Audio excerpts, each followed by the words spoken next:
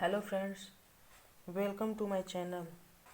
हिंदी व्याकरण के अगले क्रम में आज हम व्यंजन टॉपिक को लेकर आए हैं और बहुत ही अच्छी तरीके से आपको समझाने का हमारा प्रयास रहेगा। वीडियो पूरा देखिए और अगर आपको अच्छा लगता है तो वीडियो को लाइक कमेंट कीजिए और साथ ही साथ वीडियो को शेयर भी कीजिए। चलिए स्टार्ट करते हैं कि व्यंजन और स्वर, इसके पिछले वीडियो में मैंने बहुत ही अच्छी तरीके से उसको परिभाषित कर दिया है। आज हम व्यंजन के जितने भी प्रकार हैं, किस तरीके से व्यंजन के अंतर्गत कौन कौन से भाग होते हैं, उसका अध्ययन करने वाले हैं। कम समय में और अधिक से अधिक जानकारी देना ही हमारा प्रयास रहता है। तो सबसे पहले हम इसको बता दें कि इसका क्या नाम है, इसका क्या नाम है। इन सब के जो वर्ग होते हैं, इसे ये जो पांचों है, इनको एक एक वर्ग के नाम से जाना जाता है। जैसे क का है तो इसे बोलते हैं क वर्ग, च है तो च वर्ग। जिस प्रकार से फैमिली होती है और फैमिली का जिस तरह के, मान लीजिए किसी को कहा जाता है कि चौधरी परिवार है, सिंह परिवार है, यादव परिवार है, सेम वैसे ही हमारे व्यंजन के अंतर्गत ये जो जिस वर्ग का जो पहला जो भी हमारा अक्षर है, उसी के नाम पे उस वर्ग का नाम पड़ गया। इसका पहला अक्षर है क वर्ग, च से च वर्ग, ट से ट वर्ग, त से त वर्ग, इसी तरह से प से हमारा होगा प वर्ग। तो आपने ये यहाँ तक जान लिया कि प्रत्येक वर्ग का एक एक नाम है और वो नाम किस पे पड़ा है, उस वर्ग के पहले अक्षर पे उसका नाम पड़ गया। एक वर्ग में कितने अक्षर होते हैं? 5 अक्षर होते हैं। यानी हमारे हुआ क वर्ग, च वर्ग, ट वर्ग, त वर्ग व प वर्ग। और ये जितने भी वर्ग हैं, पांचों वर्ग को हम कहते हैं स्पर्शी व्यंजन। स्पर्शी व्यंजन यानी स्पर्शी व्यंजनों की संख्या हमारी कितनी हुई? 25। क्योंकि 5 वर्ग हैं और प्रत्येक वर्ग में 5-5 अक्षर, तो 5 × 5 = 25। यानी स्पर्शी व्यंजनों की संख्या हमारी कितनी है? 25 है। उसके बाद देखिए य र ल व, य र ल व का नाम है अंतस्थ व्यंजन। अंतस्थ व्यंजन। और अंतस्थ व्यंजन की संख्या कितनी है? 4। 1, 2, 3 और 4। तो अंतस्थ व्यंजन की संख्या हमारा 4 हुआ। उसके बाद उसके नीचे का ये जो है 4 अक्षर आपको दिख रहा है, एक परिवार है और इस परिवार का नाम है हमारा ऊष्म व्यंजन। ऊष्म व्यंजन, इसकी भी संख्या कितनी है? 4। और ये जो नीचे के हैं इसे बोला जाता है संयुक्त व्यंजन। संयुक्त व्यंजन यानी कि ये हमारा जो है, ये इस प्रत्येक चारों व्यंजन जो है, इस प्रत्येक व्यंजन में 2-2 अक्षर जुड़े हुए हैं, इसलिए इसका नाम संयुक्त व्यंजन है। अब देखिए ये जो 5 वर्ग है, पांचों वर्ग का नाम है स्पर्शी व्यंजन। इसको स्पर्शी व्यंजन कहते हैं। ऐसा प्रश्न आ सकता है कि स्पर्शी व्यंजनों की संख्या होती है 25, 30, 50, कुछ भी दिया रहेगा तो उसमें हमारा आंसर क्या हो जाएगा?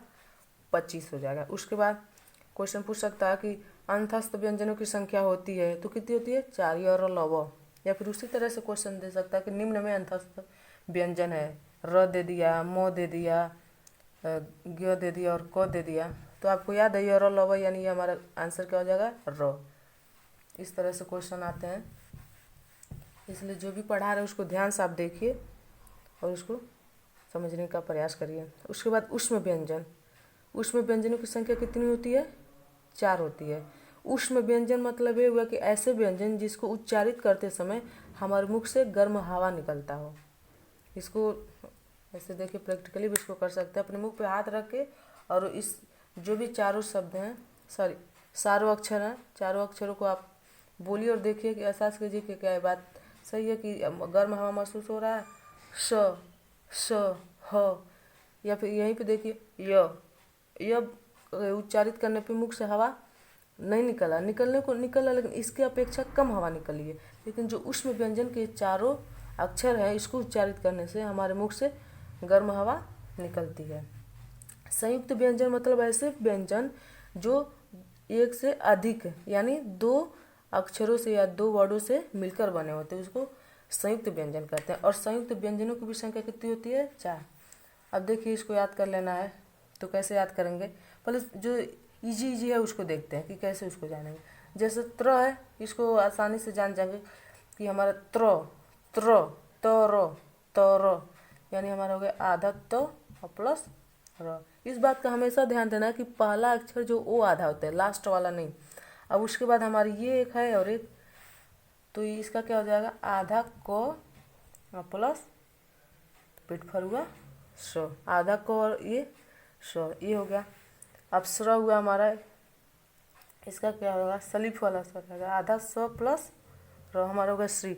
अब देखिए, इसका हमारा क्या होता है? ये बहुत इंपॉर्टेंट है, इसको याद कर लेना चाहिए। आधा ज और ञ, ज्ञ का ये संयुक्त अक्षर, इन दोनों को मिला के ज्ञ बनता है।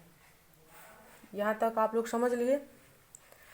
अब संयुक्त व्यंजन, उष्म व्यंजन, अंतस्थ व्यंजन, स्पर्शी व्यंजन, और यहाँ पे 2 लिखे हुए हैं, इसको 2 नामों से जाना जाता है। उसी चीज़ को भी यहाँ लिख देते हैं हम, ड़ व ढ।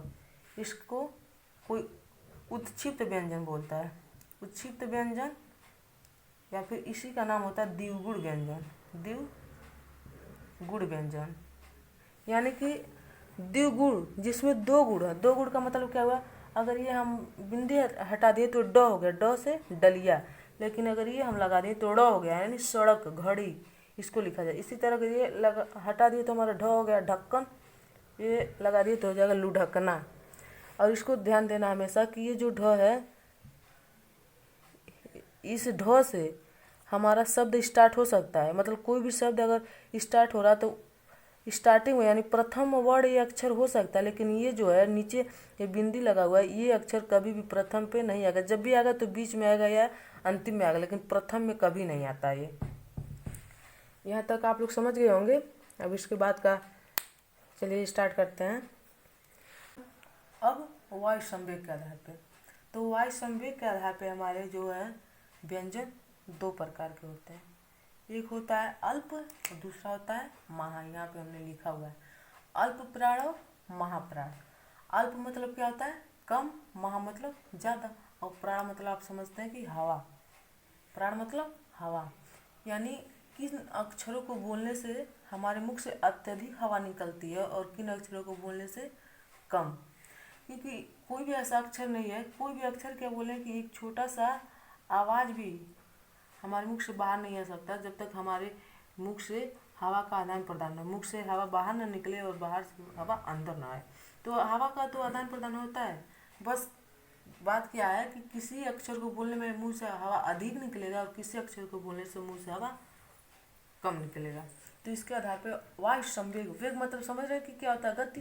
यानी वायु संवेग के आधार पे हमारे 2 प्रकार, अल्प प्राण और महाप्राण। जब मुख से कम हवा निकले तो अल्प है, और मुख से ज़्यादा हवा निकले तो महाप्राण है। अब देखिए, बोलिए इसको। क, मुंह पे हाथ रख के फिर वैसे ही देखिए प्रैक्टिकली मुंह पे हाथ रखिए, बोलिए क, ख, ग, घ। देख रहे हैं, क बोल रहे हैं और ख बोल रहे हैं, दोनों को अगर बोल रहे हैं तो क से जितना हवा निकल रहा है इसके दुगना हवा ख बोलने से हमारे मुख से निकल रहा है। हाथ अपने हथेली को मुख के सामने थोड़ा सा करीब करके आप अक्षरों को उच्चारित करेंगे तो अपने आप इस बात को महसूस करेंगे आप। क, ख, ग, घ, बिल्कुल ऐसे हो रहा है। तो यानी हमारा अब जैसे बोले एक प्रथम अक्षर, द्वितीय अक्षर, तृतीय अक्षर, चतुर्थ और पंचम। एक वर्ग में 5 अक्षर होते हैं, क वर्ग हुआ। तो यानी पहला, दूसरा, तीसरा और पांचवा, ये हमारे क्या होते हैं? अल्प प्राण। इसको उच्चारित करने पे, पहले, तीसरे और पांचवें अक्षर को उच्चारित करने पे हमारे मुख से हवा कम निकल रही है, और उसके अपेक्षा जैसे दूसरा और चौथा वर्ड हम अपनी जुबान से, अपने मुख से उसको बोल रहे हैं तो हमारे मुख से हवा इसके अपेक्षा अधिक निकल रही है। तो अगर कोई पूछे कि अल्प प्राण क्या है, तो हमारा क्या होगा कि प्रत्येक वर्ग का क्या लिखेंगे कि प्रत्येक वर्ग का, जो यहाँ पे होएगा सभी वर्ग के लिए, प्रत्येक वर्ग का प्रथम, तृतीय एवं पंचम, प्रथम, तृतीय एवं पंचम वर्ण क्या होते हैं? अल्पप्राण होते हैं। ठीक, तथा शेष वर्ण, या फिर आप बोलिए शेष वर्ण, या फिर ऐसे बोल सकते हैं तथा द्वितीय व चतुर्थ वर्ण महाप्राण होते हैं। जो प्रोसेस यहाँ है वही हमारे पांचों वर्ग के लिए होगा। सेम ऐसे यहाँ पे ये अल्प, फिर महा, फिर महा, फिर अल्प, फिर महा और अल्प, यानी प्रत्येक वर्ग का पहला, तीसरा और पांचवा जो व्यंजन है, जो अक्षर है, वो अल्प प्राण होता है तथा दूसरा और चौथा व्यंजन हमारा महाप्राण होता है। अब अगला जो होगा तारत्व के आधार पे, अब हम क्या देखेंगे कि तारत्व के आधार पे, तारत्व के आधार पे हमारे जो व्यंजन है कितने प्रकार हैं इसको देखते हैं कि इसके आधार पे भी कितने हैं, दो प्रकार होते हैं। एक होता है अघोष और एक होता है सघोष। अघोष और सघोष, इसका तात्पर्य हुआ कि किन व्यंजनों को, मतलब किन अक्षरों को उच्चारित करने से हमारे जो गले में है उसमें तारत्व यानी कंपन अत्यधिक होता है और किस में कम होता है। यानी कंपन तो सब में होना है, किसी भी अक्षर को हम बोलेंगे तो हमारे गले में कंपन होगा, लेकिन किस वर्ड को बोलने में थोड़ा कम और किस वर्ड को बोलने में थोड़ा ज़्यादा होता है, उसके आधार पे हमारे दो प्रकार के हैं। जिस वर्ड को बोलने से कंपन कम होता है वह घोष होता है, और जिस वर्ड को बोलने से कंपन अत्यधिक होता है, उसके अपेक्षा ज़्यादा होता है, वो सघोष कहलाता है। अब देखिए इसको, इसका भी एहसास कैसे कर पाएंगे? गले पे अपने हाथ को रखेंगे हल्का सा, थोड़ा सा पास से, और उसके बाद बोल के महसूस करेंगे किस प्रकार से। जैसे हम क को बोले, गले पे हाथ रखिए आप लोग भी, देखिए क ख ग घ अंग, क ख, बोलिए क ख, और उसके बाद ग घ अंग, च छ ज झ इं। देखिए अब जुबान से बोलने से ही मत, जैसे क ख, उसको क ख, ग घ अंग, ग घ, देखिए ग घ, किस तरह से इसके अपेक्षा इस दोनों अक्षर को बोलने से हमारा आवाज़ में भारीपन आ रहा है। इसी तरह च छ ज झ इं, ज झ इं, ज झ इं, देखिए किस तरह से हो रहा है। झ बोलिए, वहीं च बोलिए, च झ, अंतर आपको भी स्पष्ट हो रहा होगा कि किस तरह से इन दोनों अक्षरों को बोलने में अंतर दिखाई दे रहा है। उसी के आधार पर हमारे एक अघोष होता है और दूसरा सघोष होता है। तो अघोष कौन कौन से होता है, जैसे इसको मिटा दें तो आप कंफ्यूज हो सकते हैं। ये वाला तो हमने देख लिया कि प्रथम, तृतीय एवं पंचम वर्ण जो है अल्पप्राण और दूसरा और चौथा जो है महाप्राण था। अब इसमें क्या देखना है कि प्रथम और द्वितीय वर्ग जो है हमारे, प्रथम और द्वितीय वर्ग यानी प्रत्येक वर्ग के प्रथम व द्वितीय वर्ग अघोष होते हैं। हमारे क्या होते हैं, अघोष, और शेष सभी यानी तृतीय, चतुर्थ और पंचम, ये हमारे शेष सभी जो होते हैं स्वघोष के अंतर्गत आते हैं, स्वघोष वर्ण कहलाते हैं। समझ गए होंगे आप लोग। यहाँ से जो यहाँ पे प्रत्येक वर्ग में भी वही होगा, पांचों वर्ग में भी यही, प्रथम और द्वितीय वर्ण अघोष और शेष सभी सघोष। जैसे देखिए कि क्वेश्चन किस टाइप से आएगा, ऐसे दे देगा कि निम्न में सघोष वर्ण है, ऐसे करके मान लीजिए ऐसे लिख दिया हमारा ड च प व ख, क्या बोला, सघोष जिसमें घुसत्व हो, यानी हमारा एक है ड च प फ। अब देखिए कि कौन कौन सा वर्ड है। ये च वर्ग का प्रथम है, बिल्कुल है, प वर्ग खुद प्रथम, क वर्ग का द्वितीय अक्षर ये भी नहीं होगा, यानी हमारा क्या है ड होगा, ट वर्ग का तृतीय वर्ण, यानी हमारा आंसर क्या हो जाएगा, इसको हम टिक कर। इसी प्रकार से परीक्षा में प्रश्न आते हैं। यहाँ तक आपने देख लिया, अब कोई दिक्कत नहीं है। अब उसके बाद कुछ जो इम्पॉर्टेंट फैक्ट हैं जो अक्सर परीक्षाओं में आते हैं उसको हम लोग देख लेते हैं कि कुछ जैसे क्या क्या नाम होता है, किन अक्षरों को, किसी अक्षरों का विशेष नाम है। जैसे हम ल हो गया, तो ल को किस किस नाम से जाना जाता है, ल को पार्श्विक के नाम से भी जाना जाता है। अगर पूछे कहीं पार्श्विक पार्श्विक वर्ण या अक्षर किसे कहते हैं, तो लौ का ही नाम है। स्वर तंत्रीय, अगर बोले स्वर तंत्रीय वर्ण तो ये भी हमारा क्या होता है, लौ ही कहलाता है। ठीक इसी प्रकार से र का नाम क्या है, लुंठित वर्ण या लुंठित व्यंजन रो को कहते हैं। इसी को क्या कहते हैं, प्रकंपित वर्ण। हमने उसको द्विगुण व्यंजन बता ही दिया पहले ही कि द्विगुण व्यंजन किसे कहते हैं, ड़ व ढ को। इसके पहले अनुस्वार बता दिया था किसे कहते हैं, अनुस्वार हमारा है अंग। ठीक, विसर्ग हमारा हो जाता है, तो अनुस्वार अंग और विसर्ग अह। उसके बाद होता है आगत व्यंजन। ठीक, जो नुक्ता लगा ज और फ। कहीं कहीं ये भी देखने को मिलता है क ख और ग, इस पर नुक्ता लगता है ख क ख घ, ये भी होता है। इसको बता दिया द्विगुण। इसका दूसरा नाम होता है उत्क्षिप्त व्यंजन। अगर पूछो उत्क्षिप्त व्यंजन की संख्या कितनी होती है, तो 2। अच्छा, ऐसे प्रश्न भी पूछ सकता है। अब यह हमारा हो गया, र का नाम हो गया, ल का नाम हो गया। अर्धस्वर, एक आता है अर्धस्वर, यानी ऐसे कौन से व्यंजन है जो आधा स्वर के काम करते हैं, तो ये हमारा य और वो। देखिए कैसे, यहाँ थोड़ा सा इसको समझा दें कि जैसे अगर हमको लिखना है उच्चारण के आधार पे होगा, क्योंकि अगर कौन सा शब्द शुद्ध और अशुद्ध के नज़रिए से देखें तो ये गलत होगा, लेकिन उच्चारण के आधार पे जैसे लिखना हो ये लड़की बहुत बुरी है, उच्चारण के आधार पे अगर ये लिखें या फिर ये लिखें, उच्चारण के आधार पे दोनों हमारा सेम उच्चारण कराना। लेकिन अगर शुद्धता के आधार पे देखें कि निम्न में कौन सा शुद्ध शब्द है अशुद्ध शब्द है, तो गलत हो जाएगा। लेकिन उच्चारण के आधार पे दोनों सेम उच्चारण दे रहे हैं, ये स्वर और व्यंजन है। लेकिन देखिए यहाँ पे अगर ये लिखना है यही, तो यहाँ पे हमारा यह जो है व्यंजन का काम कर रहा है, लेकिन यहाँ पे यह हमारा स्वर का काम कर रहा है, इसलिए इसको क्या बोलते हैं, अर्धस्वर बोलते हैं। सेम वही हाल जैसे लिखना वो लड़का दौड़ रहा है, वो लड़का दौड़ रहा है। देखिए यहाँ पे हमारा स्वर का काम किया ना, वकील अगर ऐसे लिखना चाहे वकील लिख दिए तो भी हमारे यहाँ वह व्यंजन का काम किया है। तो इस प्रकार से आपको देखने को मिलेगा। जैसे अयोगवाह, इसी का नाम अयोगवाह ही होता है। कहाँ गया ये दोनों, इन दोनों को एक साथ में अगर कहें तो इसका नाम होता है अयोगवाह, यानी ऐसे वर्ड जो न तो स्वर है और न ही व्यंजन है, जिसका दूसरा नाम नपुंसक वर्ड भी अगर कोई पूछे किसे कहते हैं तो नपुंसक वर्ड भी इसी को कहते हैं।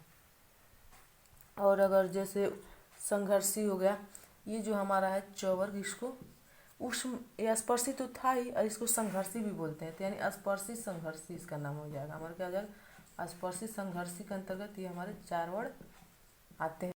तो ये स्पर्शी व्यंजन पहले से था, अब उसके बाद ये जो हमारा हुआ स्पर्शी संघर्षी व्यंजन हुआ, क्योंकि इसको बोलने से हमारे मुख में थोड़ा घर्षण होता है, थोड़ा इसके अपेक्षा अधिक संघर्ष करना पड़ता है। जैसे च छ ज झ, च छ ज झ, च छ ज झ, देख रहे हैं। आज ट ठ ड ढ, क ख ग घ, त थ द ध, इन बाकी अक्षरों की अपेक्षा इसमें थोड़ा सा संघर्ष अत्यधिक करना पड़ा हमारे जीवा को, इसलिए इसका नाम क्या है, स्पर्शी संघर्षी, यानी स्पर्शी संघर्षी व्यंजन की संख्या 4। अब उसके बाद यहाँ से हमारा हुआ अनुनासिक। अनुनासिक वर्ड होते हैं, यानी ऐसे वर्ड जिसको उच्चारण करने के लिए हमारे नाक से हवा अत्यधिक निकलती है। जैसे किसी भी वर्ड को उच्चारण करने में नाक और मुख दोनों से हवा निकलती है, लेकिन कुछ ऐसे वर्ड हैं जिसको उच्चारण करने के लिए नाक से हवा अत्यधिक निकलती है। जैसे हमारे प्रत्येक वर्ग का पंचम अक्षर, ये हमारा क्या होता है, अनुनासिक कहलाता है। प्रत्येक वर्ग का पंचम अक्षर, जैसे देखिए नाक बंद करके क बोलिए, क ख ग घ, आसानी से बोलिए, लेकिन वही नाक बंद करके ये 5 अक्षर बोलिए, अंग य अड़ न म, देखिए स्पष्ट उच्चारण नहीं हो पा रहा ना। तो हमारे अनुनासिक वर्ड जो होते हैं, प्रत्येक वर्ग का 5वां अक्षर जो होता है अनुनासिक होता है, यानी 5 अक्षर हुए। बाकी हमने बता दिया। ल का एक और भी नाम होता है काकल्य। अगर कोई कहे काकल्य वर्ड क्या होता है तो उसको कौन सा होगा, ल होता है। बाकी सब हमने बता दिया। अगर इस व्यंजन पाठ से अगर कुछ बचा होगा तो अगले वीडियो में हम इससे रिलेटेड ऑब्जेक्टिव टाइप क्वेश्चन बना के ला देंगे, और जो भी बचा रहेगा उसमें सब कुछ समावेशित कर लेंगे। पूरा वीडियो देखने के लिए आपको बहुत बहुत धन्यवाद। अगर आपको वीडियो अच्छा लगा हो तो प्लीज़ वीडियो को लाइक कीजिए और चैनल को सब्सक्राइब कीजिए। धन्यवाद।